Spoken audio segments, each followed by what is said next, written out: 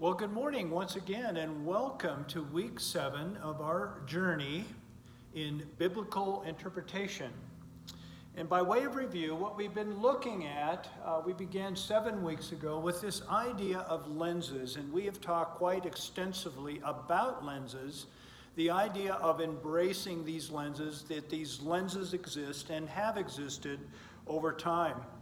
We then introduced the idea of a bearing. A bearing necessitates a direction, of which we're going to be talking more about this morning, about what is our direction. But a bearing, and that bearing should be towards a oneness, a unity that Jesus describes in John 17. And I've been purposely vague in the they, hoping that maybe you folks would do some research on that and find out in your perception who is the they of John 17.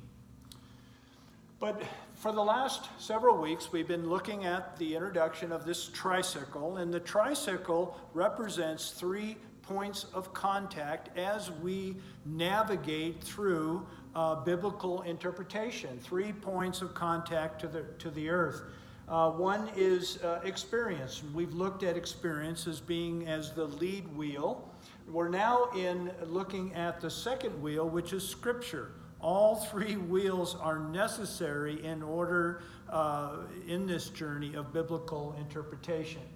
But last week and the week before, we've been looking at 2 models in biblical interpretation in relation to Scripture. One is a horizontal, which represents looking at the all of Scripture, and then the vertical with the emphasis on the idea of prioritization of those Scriptures at any given moment and time. This morning we want to introduce Model 3, and I've got to confess this is my preference as we look at the models for biblical interpretation. It begins with security of a relationship. We've already looked at that in week 2 when we introduced the idea of lenses. And security, everything in my mind, it flows out of a relationship in and with Jesus Christ. It is what he has done for us and is now working through us. And to the degree that you and I can embrace what Jesus Christ has done for us and what he says about us is the degree that we are free to be able to interpret without cracked or fogged lenses. And here's the second piece, the lenses. As security is the backdrop, then we are able to embrace and work with the lenses over time that have been in existence. So as we transpose this week's model, it is the best, what we're trying to do is just incorporate the best of the horizontal and the vertical. The best of the horizontal is that we want to embrace and look at all of Scripture. And then the best of the horizontal is that it has the very integral idea of prioritization, that not all of Scripture is speaking at the same level at any given time. And so as we look to this, and notice here one more thing before we move to the next slide, is that in the vertical model of last week, notice I've changed the key to a north. Last week, the idea that the key then, whatever the key is that someone comes up with, all of Scripture is filtered through that key. Well, in this model, there is a prioritization, but it's placed 180 degrees on its head, and that is that now instead of filtering down, we look at Scriptures as filtering towards a north, and of course that north, whatever that north is, it creates our bearing of movement as we interpret. So, how does this work? Well, first of all, what I call this is engaged integration.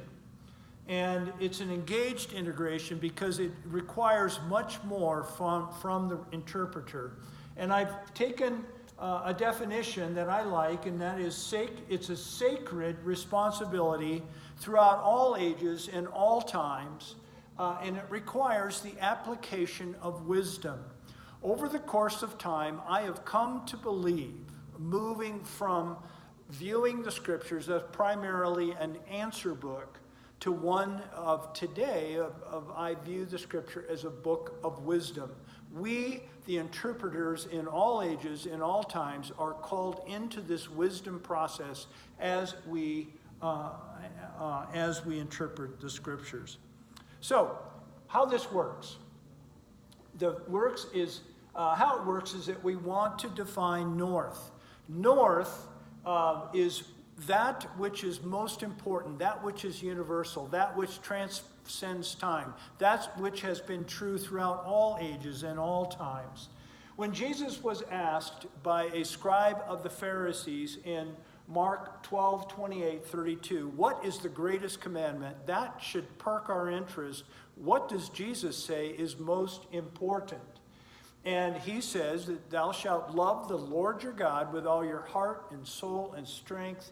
And then he says, that's out of Deuteronomy 6, 4 through 5. And this is a prayer that practicing Jews said at that time and even to this day, twice a day. It's called the Shema. Hear, O Israel, the Lord our God is one. And thou shalt love the Lord your God with all your heart, soul, and strength. He then adds in the Mark passage and also in the Matthew passage, parallel, he adds that you shall love the neighbor as yourself. And these combined are the greatest commandment. I would put these as towards north. We want to pay special attention. I would also put a passage like John 17 that we've already looked at, this idea of oneness.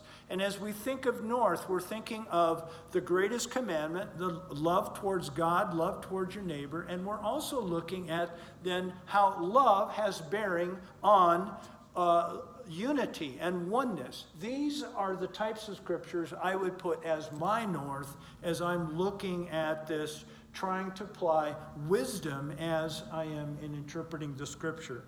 In relation to that, not in contrast, but in relation, I would put a scripture like Leviticus 19:19, which states that it's a command, a Levitical command, to not wear two types of clothing or of two different types of material. I am currently breaking that command at this very moment. I have, because of the weather out today, snowing, I have merino wool on, and I also am wearing cotton. I'm blending two different types of cloth, and that is a direct breaking of Leviticus 19:19. Am I worried about that? Am I worried that God will bring me into judgment because I'm wearing two types of garments? Absolutely not. I don't think there will be a time in the future will I have to take an account or bring this to an account or answer for this. There are just simply bigger fish to fry. But it is in sacred scripture, and there is meaning. That meaning for and how it relates to north, I'm not sure at this point. So as we move over time, what happens as we look at engaged integration, we take on this sacred responsibility, and it requires the application of wisdom. We start to plot ideas as in relation to the north that we establish, and that north that we establish should be in dialogue with other people, both currently and throughout history, thus the tricycle, in order to bring true bearing and true meaning to what we are interpreting at any given time. The upside of this model is simply that it increases awareness and an expanding worldview. If we adopt this type of interpretive model, it will lead to a bigger awareness and a bigger inclusion of what is around us. It will also, because of outflow of that, it will increase our capacity to love will be increased as well. And the last, and I'm sure there are many more upsides, but we will naturally, if we're operating under this model, it will naturally lead us to be a bearer of good news. The gospel was meant to be news, good news for all the peoples, Luke 2:10. And we will then become part of that message of good news. The downside, which is not really a downside, but it's a requirement, a higher level of requirement from you and I. And that requirement is just generally a letting go of control. I am convinced that arguments over the scriptures of who is right is much more centered on ego, bolstering and supporting our ego rather than a search for what is truth.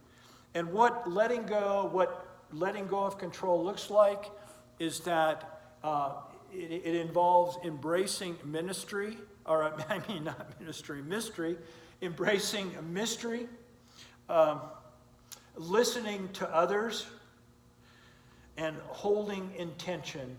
These are three things that I look at as defining what letting go of control is. It's a much slower, it's a much more intentional, it requires much more responsibility on the part of the interpreter and much more incorporation of other ideas as we dialogue around these texts. So there you have it.